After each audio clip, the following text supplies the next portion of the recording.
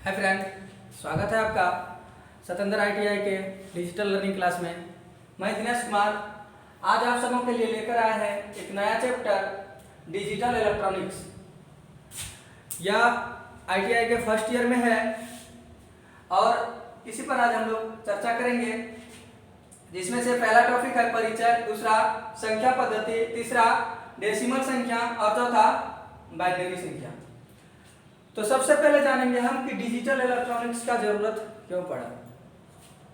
आज कंप्यूटर का जमाना है और जब भी हम कंप्यूटर में अंक को एकत्र करते हैं तो वह केवल बाइनरी पद्धति को ही एकत्र कर पाते हैं। मतलब बाइनरी पद्धति में जो इसके बेस होते हैं वो 1 और 0 यानी 0 1 से हम लोग इसको सूचित करते हैं कि 0 होते हैं और क्या होते हैं 1, 0 और 1। इसलिए कंप्यूटर में त्रुटि की कोई संभावनाएं नहीं होती है, क्योंकि केवल वहां पर कितने अंक निर्धारित किए जाते हैं 0 और 1। जबकि आम तौर पर जो प्रयोग होने वाली पद्धति है वो है डेसिमल पद्धति, जिसमें हम लोग देखते हैं 0 1 2 3 4 5 6 7 8 और 9 यानी 0 से 9 तक जब हम लोग गणना करते हैं इसको हम लोग कहते हैं डेसिमल पद्धति। तो ये कुछ लंबा पद्धति है यानी बड़ा है, इसलिए इसमें त्रुटि की कई बार संभावनाएं भी हो जाती है। इसलिए कंप्यूटर बाइनरी पर कार्य करते हैं जिसमें केवल बेस 0 और 1 होते हैं और कम बेस होने के कारण से त्रुटि की संभावनाएं नगण्य हो जाती है। आगे है संख्या पद्धति। संख्या पद्धति को अगर हम जाने तो संख्या पद्धति 4 प्रकार का प्रयोग किया जाता है। संख्या पद्धति 4 प्रकार के होते हैं। पहला हम लोग क्या लें तो पहला डेसिमल।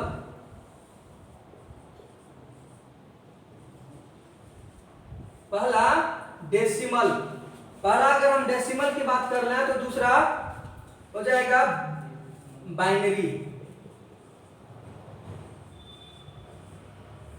बाइनरी और तीसरा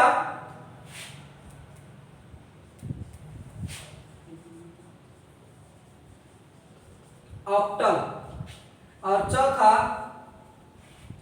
हेक्साडेसिमल। चौथा हेक्साडेसिमल।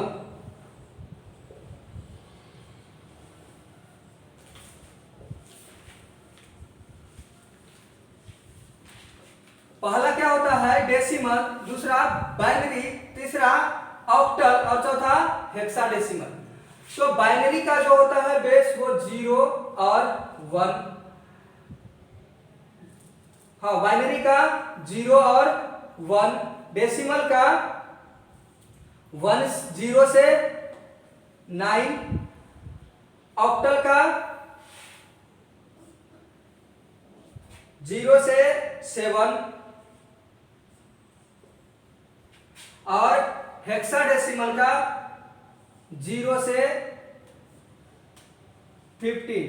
लेकिन 15 तक हम लोग लिख नहीं पाते हैं, इसलिए 9 के बाद हम लोग क्या लिखना आरंभ करते हैं हेक्साडेसिमल में। जैसे में देख सकते हैं 0 1 2 3 4 5 6 7 8 9 और 9 के बाद हम लोग हेक्साडेसिमल में लिखना आरंभ करते हैं A B C D E और F।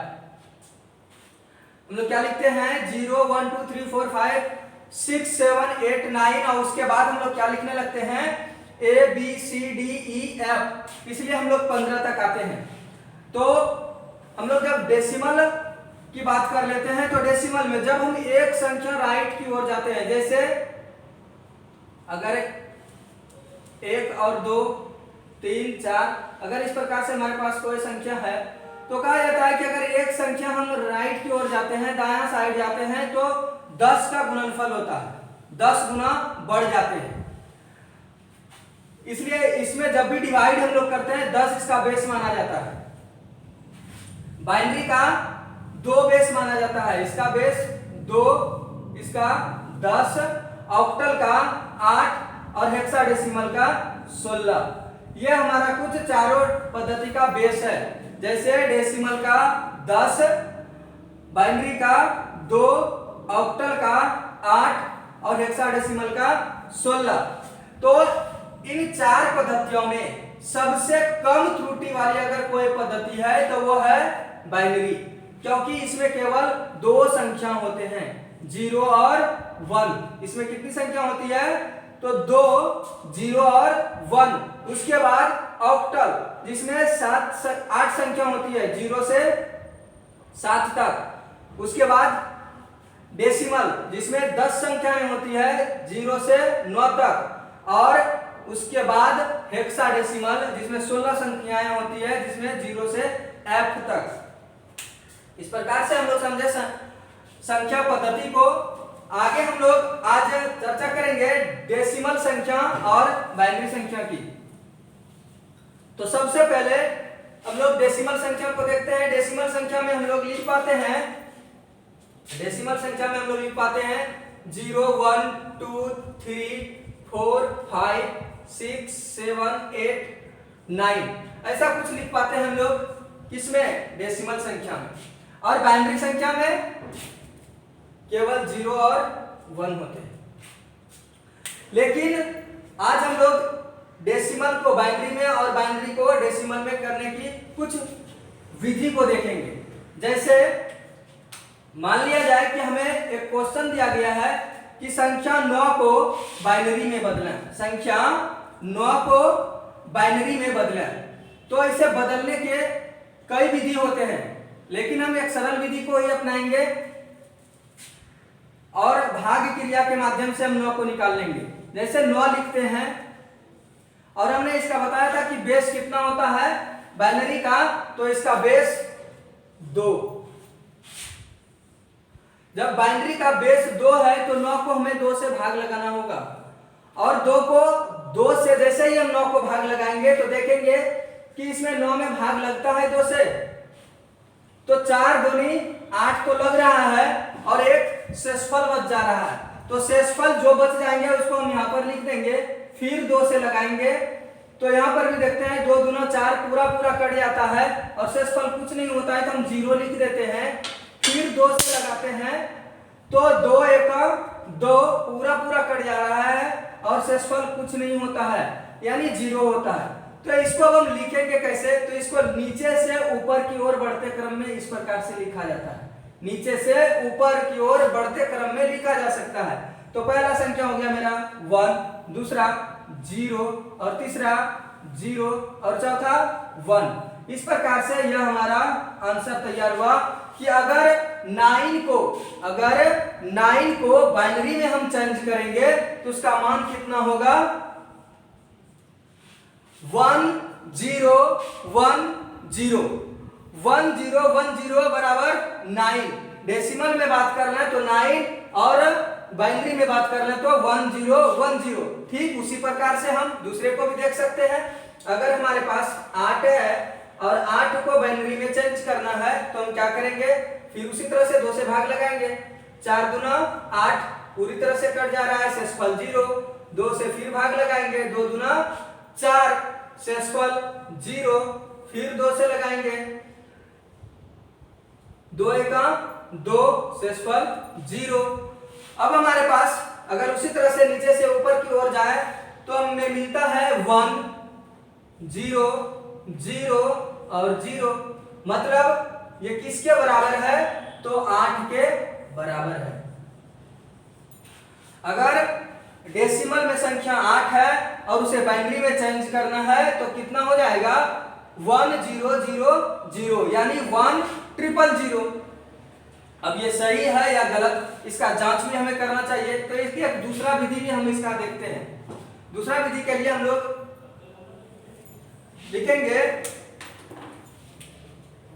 1 2 4 8 60 32 64 128। इस प्रकार से हम दोहरा करते चले जाएंगे, यानी डबल करते चले जाएंगे। जैसे 1 का डबल 2, उसका 2 गुना 4, उसका 2 गुना 8, उसका 2 गुना 16, 2 गुना 32, 2 गुना 64, 2 गुना 128, इसका 2 गुना करेंगे 256, फिर उसका आगे कर लेंगे। मतलब इस तरह से हम डबल करते चले जाएंगे। और किसी भी संख्या का बड़ा से बड़ा संख्या, अगर कोई भी संख्या हमें दे दे कि इसको डेसिमल संख्या को हमें बाइनरी में बदलना है, तो हम आसानी से इसके माध्यम से भी बदल सकते हैं या फिर इस भाग विधि से भी हम बदल सकते हैं। दोनों विधि से हम बदल सकते हैं। तो हमने एक 9 को बदला है भाग विधि से और दूसरा 8 को चेंज किया है। तो देखते हैं क्या इससे भी यही आंसर आते हैं। तो पहला था 9, हमें करना क्या होता है कि 9 पुराना होगा। 9 है तो इसमें हमें 9 पुराना होगा। तो 9 पुराने के लिए हमको 8 लेना होगा, 4 लेना होगा, 2 लेना होगा, 1 लेना होगा। इसी में से किसी किसी को जोड़कर हमें 9 पुरा देना है। तो 9 पुराने के लिए सबसे पहले हमने क्या किया, 8 ले लिया और 8 और 1 9, 8 और 1 9। जिस संख्या को हम जोड़ते हैं उसका वैल्यू 1 रखते हैं और जिसको नहीं जोड़ते हैं उसका वैल्यू 0 रखते हैं। क्योंकि 4 और 2 को तो हमने जोड़ा नहीं है, तो 4 का मान 0 और 2 का मान 0, फिर 1 को हमने जोड़ा है तो इसका मान 1। तो इस प्रकार से हम देख सकते हैं कि हमारे पास क्या मिल गया, 1 0 0 और 1, जो कि हमें भाग विधि से भी मिला था 1 0 0 1। यह विधि कुछ इजी है। अगर हमें ये केवल डबल हम जल्दीबाजी में कर लेते हैं तो केवल सेकंडों में हम किसी भी डेसिमल को बाइनरी में आसानी पूर्वक निकाल सकते हैं। दूसरा हमारे पास है 8। 8 को लेने के लिए हमें 8 को भी लेने के लिए हम 8 को चयन करेंगे, 8 का चयन करेंगे और 4 को हम लेंगे नहीं, फिर 2 नहीं लेंगे, 1 भी नहीं लेंगे। मतलब अगर हम केवल 8 अगर लेते हैं तो इसका 1 आता है और इसके बाद की संख्या तो कोई लिए नहीं, तो ये 0, ये भी 0 और ये भी 0। इस प्रकार 1 पर 000 जो हमारे पास भाग विधि से भी मिला है 1 पर 000 और इस विधि से भी हमें मिल गया 1 पर 000। ये तो हम दो विधि को अप्लाई करके एक ही चीज को हल किए, लेकिन इसका चयन और इसका जांच करने की दूसरी विधि भी है। जैसे अगर हम बाइनरी में बोले कि 1 000 है और इसे डेसिमल संख्या में बदल दीजिए, तो हम कैसे इसको बदल सकते हैं। मान लिया जाए हमारे पास बाइनरी में कितना संख्या है, 1 000 ऐसा कुछ हमारे पास संख्या है।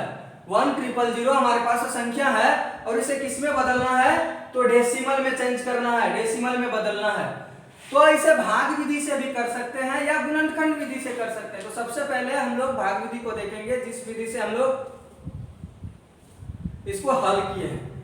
और जब हल किए हैं तो हल करने में आंसर लेने के लिए हमने क्या किया था, नीचे से ऊपर की ओर चला था, नीचे से ऊपर की ओर। लेकिन इसे डेसिमल में चेंज करने के लिए हम लोगों को ऊपर से नीचे की ओर आना है।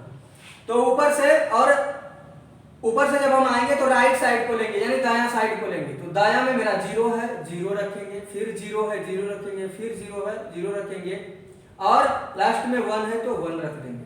और हमें बदलना किस में है, बाइनरी में। तो बाइनरी की जो बेस होते हैं वो 2 है, तो इधर हम 2 2 और 2 लिख देंगे। अब 2 एका 2 प्लस 0 मतलब 2, 2 दूना 4 प्लस 0 मतलब 4, 2 चौके 8 प्लस 0 मतलब हमें मिल गया 8। जिस संख्या का हम खोज कर रहे थे कि क्या इसके बराबर 8 होता है, तो हमने देखा कि बाइनरी को भी अगर हम सजा कर रखे तो हमें परिणाम क्या मिला, 8 मिल गया। मतलब 8 का जो हमने बाइनरी इतना निकाल रखा था 1 000, यह क्या है, सही है।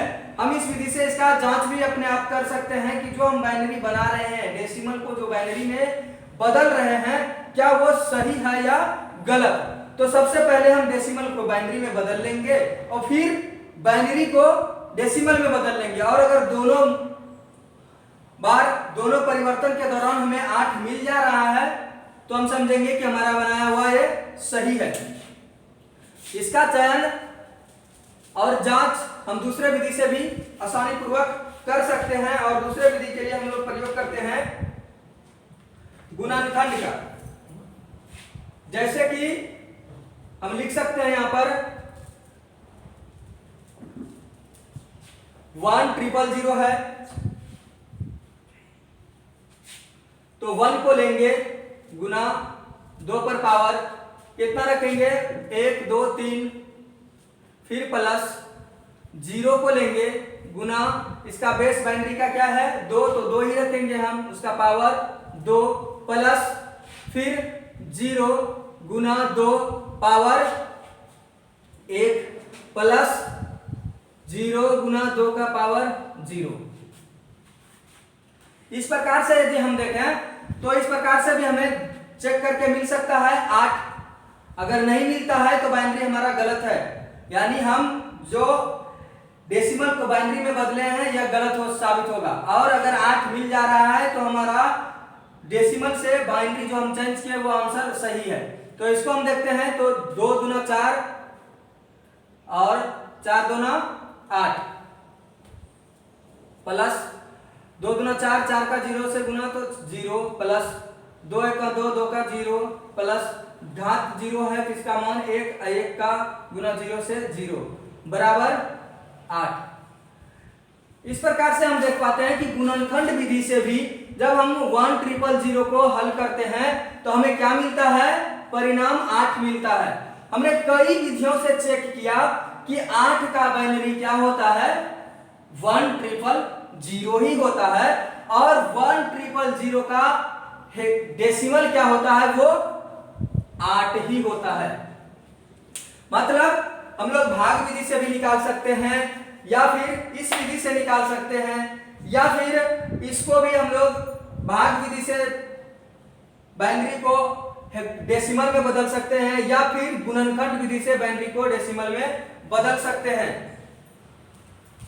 तो आसानी जिस भी विधि में आपको मिले उस विधि से आप बाइनरी को डेसिमल में और डेसिमल को बाइनरी में चेंज कर सकते हैं। जैसा कि हम एक छोटा एग्जांपल और आप सबको देंगे 20, और इसे क्या करना है केवल बाइनरी में चेंज कर देना है कि बाइनरी में 20 का मान क्या होगा। तो बाइनरी में अगर हमें 20 का मान को निकालना है तो क्या करना होगा, इसके बेस को याद रखना होगा बाइनरी का। तो बाइनरी का बेस कितना है 2, और 2 से ही हम भाग लगाएंगे 2 से, तो 10 दूना 20, और 10 दूना 20 में कोई फिर शेषफल नहीं बचता है, और शेषफल नहीं बचता है तो हम 0 लिख देते हैं। फिर 2 से 10 में लगाएंगे तो 5 दूना 10, यहां भी कोई शेषफल नहीं बचा। फिर हम 2 से लगाएंगे तो 2 दूना 4, लेकिन शेषफल 1 बच जा रहा है जिसे हम यहां लिख देंगे। फिर हम 2 से लगाएंगे 2 1 2, शेषफल 0। अब हमें इसको किस प्रकार से व्यक्त करना है, दर्शाना कैसे है, तो लेफ्ट से जाना है राइट की ओर, लेफ्ट से राइट की ओर, यानी नीचे से ऊपर की ओर भी हम बोल सकते हैं। तो लेफ्ट में सबसे मेरा है 1, उसके बाद 0, उसके बाद 1, उसके बाद 0, उसके बाद 0। मतलब 20 बराबर 10100, ये हमारा आंसर आता है। 20 का बराबर कितना है बाइनरी में 10100। इसको हम लोग सिद्ध कर सकते हैं फिर से इसी विधि से, भाग विधि से हम लोग जल्दीबाजी में सिद्ध कर सकते हैं।